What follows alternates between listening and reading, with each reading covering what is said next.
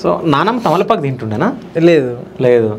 So నానమ్మ habits ఏం లేవు. సో నానమ్మ దగ్గర ఏమైనా డబ్బులు దొంగతనం చేస్తున్నాను? లేదు, అసలు దొంగతనం ఎందుకు, మనకు మొత్తం తీసి నా చేతిలో పెట్టేది. ఓకే. అంటే పెన్షన్ అవి ఏమైనా వస్తుండేనా? నా తాతకు వస్తున్నాయి కదా చిన్న, మనం ఏం తీసుకోకపోతుంది కానీ నార్మల్ మనం తీసుకోపోయినా నానమ్మలు ఎట్లా తీసి జేబులో పెడతారు. ఎప్పుడన్నా కొట్టిందా నానమ్మ?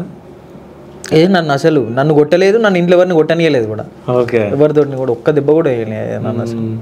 అంటే నీ ప్రొటెక్షన్ చూసే వాళ్ళే వెళ్ళిపోగానే అసలు లాస్ట్ టైం ఎందుకు బ్రో, నేను అప్పటి వరకు నాకు సంపాదన కూడా లేదు, ఫీల్డ్ ఉన్నా కూడా నాకు అప్పుడు సంపాదన ఏం లేదు, ఉన్నా చేస్తున్నాను అంత ఏం లేదు. ఎప్పుడు మా నాన్నమ్మకి నేను ఒక చీర కొనియలే, అదేందో ఆ దసరాకి నేనే చీర కొనిచ్చిన. ఓకే. నేనే ఒక 5,000 ఖర్చు పెట్టి నేనే అప్పుడు చీర కొనిచ్చిన.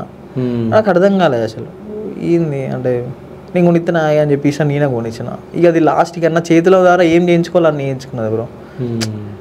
అంటే దాన్ని మొత్తం హాస్పిటల్లో చూసుకోవడం మొత్తం, ఇక దానికి ఏది మా ఇంట్లో కూడా అక్షిత్ గారు మెచ్చితే అది మెచ్చినట్టే, ఏం చేసినా కూడా వాని చేతితో వేపిరని చెప్పించి అట్లా దాని ఫార్మాలిటీస్ కూడా అన్ని ఇచ్చింది. ఇంట్లో మనం ఉన్నా కూడా అది